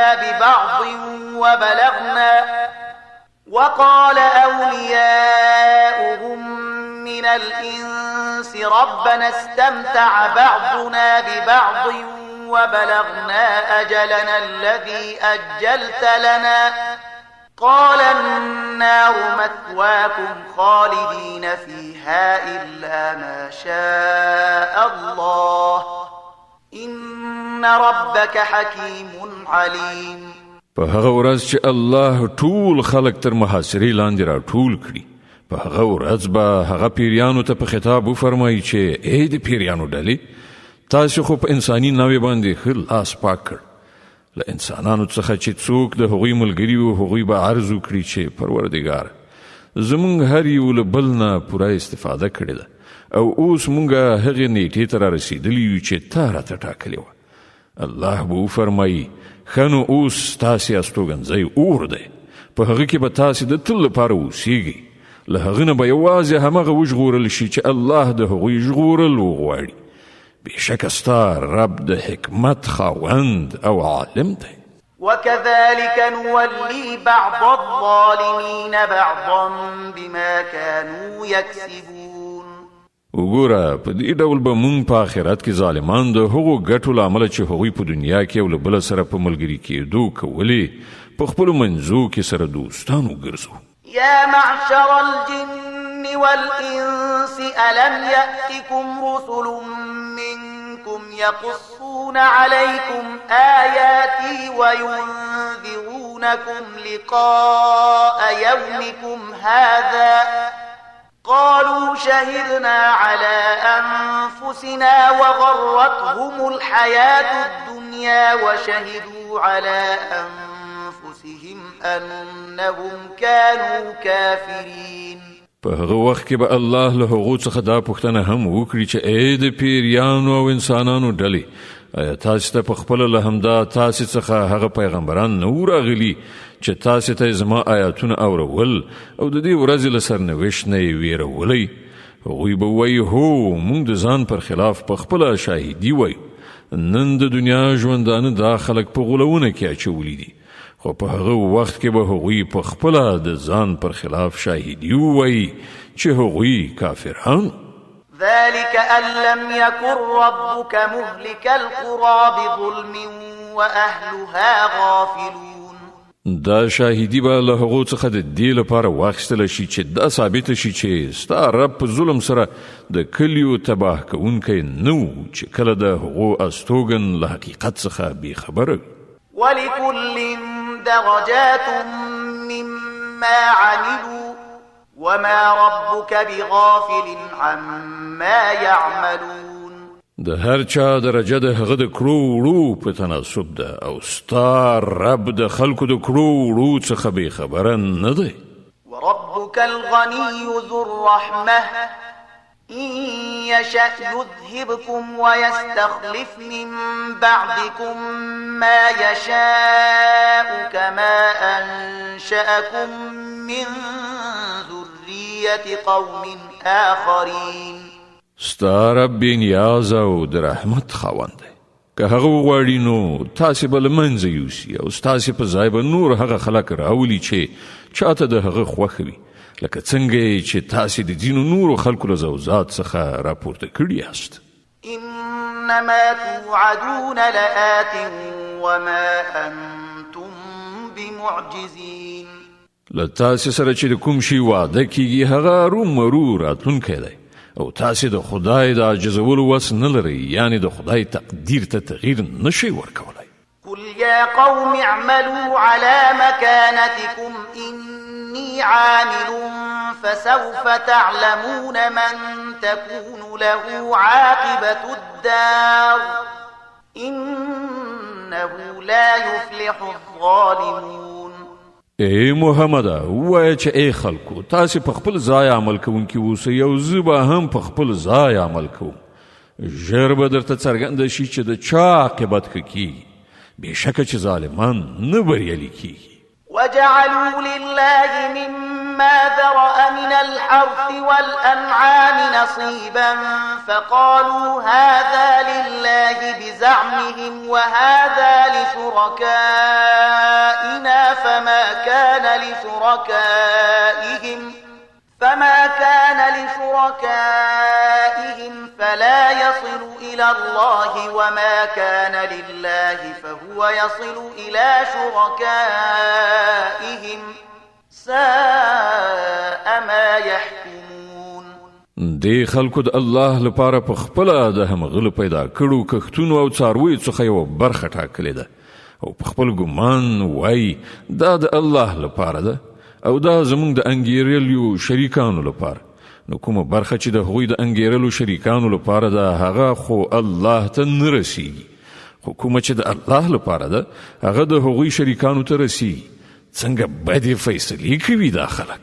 وكذلك زين لكثير من المشركين قتل أولادهم شركاؤهم ليردوهم وليلبسوا عليهم دينهم ولو شاء الله ما فعلوه فذرهم وما يفترون. او په همدې ډول د ډیرو مشرکانو لپاره د هغوی شریکانو د خپل اولاد وژل ښایسته کړي تر څو چې هغوی له تباهۍ سره مخامخ کړي او هغوی د خپل دین په باب په اشتباه کې واچوي. که الله غوښتي وای نو دوی به داسې نه کړي، نو دوی پرېږده چې په خپلو دروغو جوړولو کې اخته وي. د الانعام مبارکه سوره چې د قرآن عظیم الشان 6مه سوره ده په مکې معظمې کې رانازله شوې ده. 115 آیاتونه لري. تلاوت او پښتو ترجمه یې له 138 آیت څخه اوري. وقالوا هذه أنعام وحرث حجر لا يطعمها إلا من نشاء بزعمهم وأنعام حرمت ظهورها وأنعام لا يذكرون اسم الله عليها افتراء عليه سيجزيهم بما كانوا يفترون. وای دا څاروي او دا کښت ممنوع دي.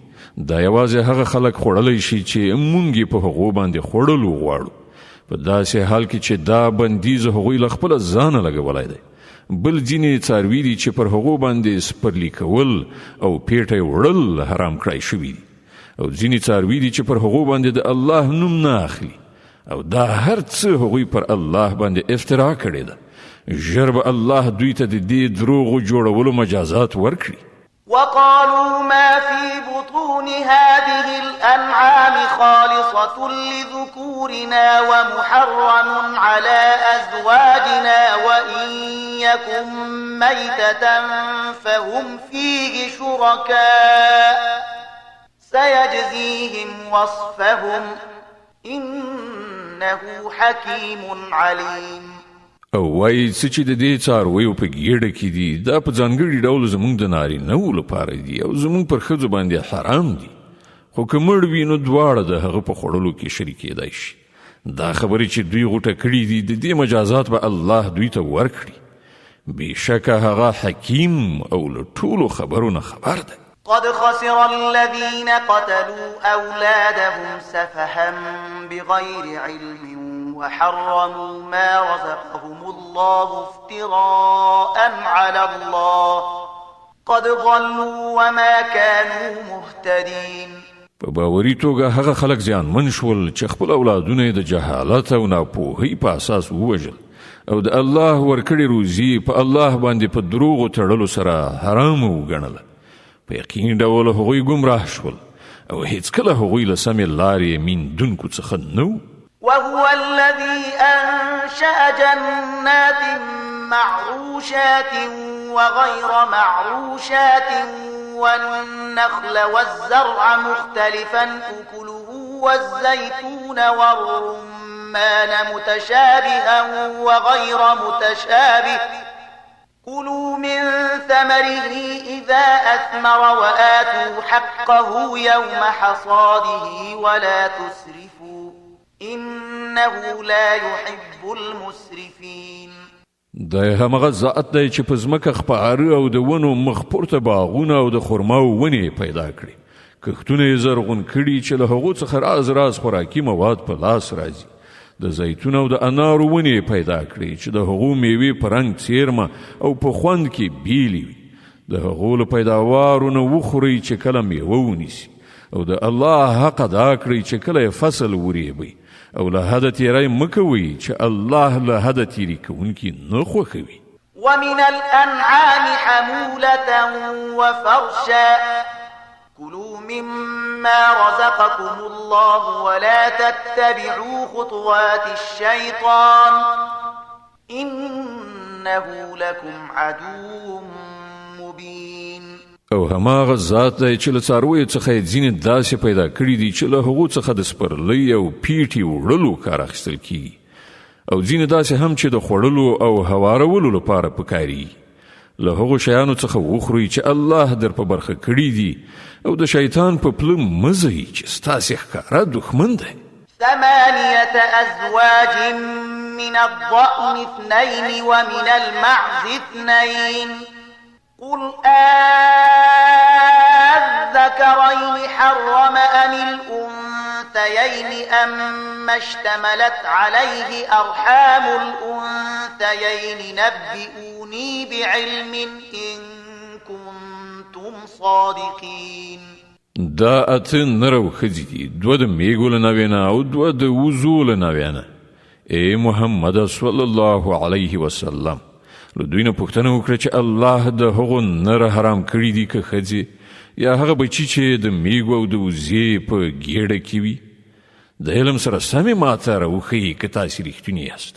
ومن الإبل 2 ومن البقر 2 قل الذكرين حرم أم الأنثيين أما اشتملت عليه أرحام الأنثيين أم كنتم شهداء إذ وصاكم الله بهذا فمن أظلم ممن افترى على الله كذبا ليضل الناس بغير علم إن الله لا يهدي القوم الظالمين. او همدغه راز 2 د اوښ له ناوې نه او 2 د غوایي له ناوې نه دي. پوښتنه وکړه د دوی نره خدای حرام کړي دي که ښځې یا هغه بچی چې د اوښ یا غوا په ګېډه کې وي. آیا تاسې په هغه وخت کې موجود وئ چې الله د هغو د حراموالي حکم درکړی و؟ نو له هغه چا نه به بل لوی ظالم څوک وي چې د الله لوري ته د دروغو وینا منسوب کړي تر څو چې له علم نه پرته خلکو ته غلطه لارښوونه وکړي. په باوري توګه الله دغه راز ظالمانو ته سمه لاره نه ښیي. قل لا أجد فيما أوحي إلي محرما على طاعم يطعمه إلا أن يكون ميتة أو دما مسفوحا أو لحم خنزير فإنه رجس أو فسقا أهل لغير الله به فمن اضطر غير باغ ولا عاد فإن ربك غفور رحيم. ای محمد صلی الله علیه وسلم، دوی ته ووایه کومه وحی چې ماته راغلی ده په هغې کې خو زه کوم داسې شی نه مومم چې په کوم خوړونکي باندې حرام وي مګر دا چې هغه مرداره یعنې خپله مړ شوی وي یا توی شوي وینه وي یا د خوږو غوښه وي چې هغه ناپاکه ده یا فسق وي چې د الله د نوم د اخیستلو پرته ذبح کړی شوی وي. نو څوک چې د اړتیا په حالت کې له دغو شیانو څخه کوم شی وخوري پرته له دې چې هغه د نافرمانۍ اراده ولري او پرته له دې چې د اړتیا له اندازې څخه زیاتی وکړي نو په دې کې شک نشته چې ستا رب له تېرېدنې څخه کار اخیستونکی او رحم کوونکی دی. وعلى الذين هادوا حرمنا كل ذي ظفر ومن البقر والغنم حرمنا عليهم شحومهما إلا ما حملت ظهورهما أو الحوايا أو ما اختلط بعظم ذلك جزيناهم ببغيهم وإنا لصادقون. او کوم خلکو چې یهودیت غوره کړ پر هغو باندې مونږ ټول نوکانو والا ځناور حرام کړي او د غوایانو او پسونو وازده هم له هغې نه پرته چې د هغو په پښتیو یا د هغو په کلمو یا په هډوکو پورې نښتي وي. دا مونږ د هغو د سرغړونې سزا هغوی ته ورکړې وه او دا څه چې مونږ وایو بیخي رښتیا وایو. فإن كذبوك فقل ربكم ذو رحمة واسعة ولا يرد بأسه عن القوم المجرمين. اوس که هغوی تا دروغجن وګڼي نو ورته ووایه چې ستاسې د رب د رحمت لمن ارته ده او له ګناهکارانو څخه د هغه د عذاب مخه ګرځول کېدی نشي. سيقول الذين أشركوا لو شاء الله ما أشركنا ولا آباؤنا ولا حرمنا من شيء كذلك كذب الذين من قبلهم حتى ذاقوا بأسنا قل هل عندكم من علم فتخرجوه لنا إن تتبعون إلا الظن وإن أنتم إلا تخرصون. دا مشرکان بس تاسې د دې خبرو په جواب کې ارومرو وایي چې که الله غوښتلی نو به مونږ مشرکان شوي وو او نه به زمونږ پلار نیکه او نه به مونږ کوم شی حرام ګڼلی. د همدغه راز خبرو په جوړولو له دوی نه مخکې خلکو هم حق ته د دروغو نسبتونه کړي وو تر دې پورې چې په پای کې زمونږ د عذاب خوند وڅاکه. دوی ته ووایه آیا له تاسې سره څه علم شته چې هغه مونږ ته وړاندې کړی شي؟ تاسې خو صرف په ګمان روان یاست او ځانګړې انګېرنې کوئ. قل فلله الحجة البالغة فلو شاء لهداكم أجمعين. بیا ووایه ستاسې د دې سند په مقابل کې حقیقت ته رسېدلی سند خو له الله سره دی. بېشکه که الله غوښتي وای نو تاسې ټولو ته به یې لارښوونه کړې وه.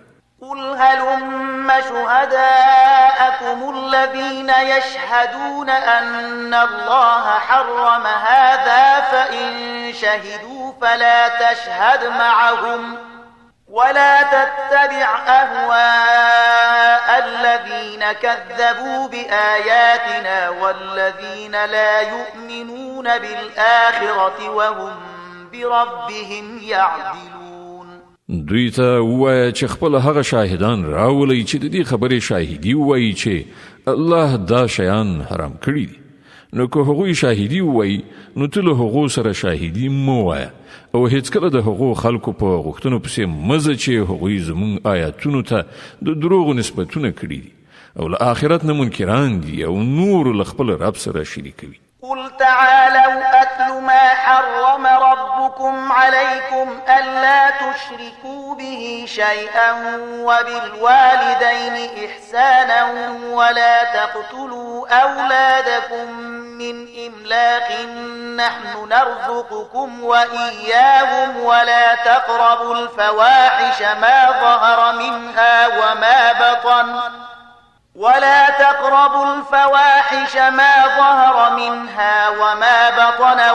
تقتلوا النفس التي حرم الله إلا بالحق ذلكم وصاكم به لعلكم تعقلون. ای محمده دوی ته ووایه چې راشئ زه تاسې ته اورم چې ستاسې رب پر تاسې باندې څه بندیزونه لګولي دي. دا چې له هغه سره څوک مه شریکوئ، له مور او پلار سره ښه چارچلند وکړئ، خپل اولاد د مفلسۍ له ویرې مه وژنئ، موږ تاسې ته هم روزي درکوو او هغو ته به یې هم ورکړو. او فواحشو یعنې کبیره ګناهونو ته مه ورنږدې کیږئ او هغه نفس چې الله هغه محترم ګرځولی دی مه وژنئ مګر په حق سره. دا خبرې دي چې د دې لارښودنه هغه تاسې ته کړې ده. تاسې باید له پوهې او ادراک نه کار واخلئ. ولا تقربوا مال اليتيم إلا بالتي هي أحسن حتى يبلغ أشده وأوفوا الكيل والميزان بالقسط لا نكلف نفسا إلا وسعها وإذا قلتم فاعدلوا ولو كان ذا قربى وبعهد الله أوفوا ذلكم وصاكم به لعلكم تذكرون. او دا چې د یتیم مال ته مه نږدې کیږئ مګر په داسې توګه چې ډیره غوره وي تر دې پورې چې هغه د خپل رشد سن او عمر ته ورسیږي او په طول او پیمانه کې پوره انصاف وکړئ. موږ په هر چا باندې د مسؤلیت همغومره پیټه ایږدو څومره چې د هغه په وس کې وي. او کله چې خبره کوئ په عدالت سره یې وکړئ که معامله د خپل خپلوان هم وي او له الله سره تعهد پوره کړئ. د دې خبرو ښوونه تاسې ته الله کړې ده، په کار ده چې تاسې نصیحت ومنئ. وأن هذا صراطي مستقيما فاتبعوه ولا تتبعوا السبل فتفرق بكم عن سبيله ذلكم وصاكم به لعلكم تتقون. دغه راز د هغه لارښوونه دا ده چې همدا زما سمه لاره ده، نو تاسې په همدې باندې لاړ شئ او په نورو لارو باندې مه ځئ چې هغه به تاسې له هغې لارې واړوي، تیت پرک به مو کړي. دا د هغه هدایت چې ستاسې رب درکړی دی، په کار ده چې تاسې له انحراف څخه ځان وژغورئ. ثم آتينا موسى الكتاب تماما على الذي أحسن وتفصيلا لكل شيء وهدى ورحمة لعلهم بلقاء ربهم يؤمنون. بیا موږ موسی ته کتاب ورکړی چې پر ښه چلند غوره کوونکي انسان باندې د نعمت بشپړول او د هر ضروري شي تفصیل او له سره تر پایه هدایت او رحمت او د دې لپاره بني اسرائیلو ته ورکړی شوی و چې ښایي خلک له خپل پروردګار سره په یو ځای کېدو ایمان راوړي. وهذا كتاب أنزلناه مبارك فاتبعوه واتقوا لعلكم ترحمون. او په همدې ډول موږ دا کتاب نازل کړی دی له برکته یو ډک کتاب، نو تاسې د دې پیروي وکړئ او د تقوا کړنچاره غوره کړئ، لرې نه ده چې پر تاسې رحم وشي. أن تقولوا إنما أنزل الكتاب على طائفتين من قبلنا وإن كنا عن دراستهم لغافلين. ترڅو چې دا ونه وایي چې کتاب له موږ نه پخوا دوو ډلو یعنې یهود او نصارا ته نازل شوی او موږ د هغو له لوستلو بېخبره وو. أو تقولوا لو أنا أنزل علينا الكتاب لكنا أهدى منهم فقد جاءكم بينة من ربكم وهدى ورحمة فمن أظلم ممن كذب بآيات الله وصدف عنها سنجزي الذين يصدفون عن آياتنا سوء العذاب بما كانوا يصدفون. او اوس تاسې دا پلمه هم نشئ کولای چې که پر موږ باندې کتاب نازل کړی شوی وای نو موږ به له هغو نه ښه هدایت میندونکي وو. تاسې ته ستاسې د رب له لوري نه یو روښانه دلیل هدایت او رحمت راغلی دی. اوس به له هغه چا نه بل غټ ظالم څوک وي چې د الله آیتونه دروغ وګڼي او مخ ورڅخه واړوي. کوم کسان چې زموږ له آیاتونو څخه مخ اړوي موږ به هغوی ته د دې مخ اړونې په مجازات کې ډیره بده سزا ورکړو. هل ينظرون إلا أن تأتيهم الملائكة أو يأتي ربك أو يأتي بعض آيات ربك يوم يأتي بعض آيات ربك لا ينفع نفسا إيمانها لم تكن آمنت من قبل أو كسبت في إيمانها خيرا قل انتظروا إنا منتظرون. ایا اوس خلک دې ته سترګې په لارې دي چې د هغوی مخې ته پرښتې راشي ودرېږي، یا ستا رب په خپله راشي یا ستا د رب ځینې څرګندې نښانې ښکاره شي. په کومه ورځ چې ستا د رب ځینې مخصوصې نښانې را څرګندې شي بیا به یو داسې چاته د هغه ایمان هیڅ ګټه ونه رسوي چې مخکې ایمان نه وي راوړی یا یې په خپل ایمان کې څه نیکي نه وي ګټلې. ای محمد صلی الله علیه وسلم دوی ته ووایه چې ښه نو تاسې سترګې په لاره اوسئ، موږ هم انتظار باسو. إن الذين فرقوا دينهم وكانوا شيعا لست منهم في شيء إنما أمرهم إلى الله ثم ينبئهم بما كانوا يفعلون. کوم خلکو چې خپل دین ټوټه ټوټه کړ او ډلې ډلې شول په یقیني توګه له هغو سره ستا هیڅ اړیکه نشته. د هغو معامله الله ته سپارلې ده، همغه به هغوی ته وښیي چې هغو څه کړي دي. من جاء بالحسنة فله عشر أمثالها ومن جاء بالسيئة فلا يجزى إلا مثلها وهم لا يظلمون. څوک چې د الله حضور ته له نیکۍ سره راشي د هغه لپاره 10 چنده ثواب دی، او څوک چې له بدۍ سره راشي هغه ته به همغومره بدله ورکړی شي څومره چې هغه قصور کړی دی او په چا باندې به ظلم ونه کړی شي. قل إنني هداني ربي إلى صراط مستقيم دينا قيما ملة إبراهيم حنيفا وما كان من المشركين. اے محمد صلی الله علیه وسلم ووایه زما رب په یقیني توګه ماته سمه لاره راښودلې ده، بیخي صحیح دین چې په هغه کې کوم کوږوالی نشته، د ابراهیم مسلک چې هغه یو لوري ته په متمایل کېدو غوره کړی او هغه له مشرکانو څخه نه.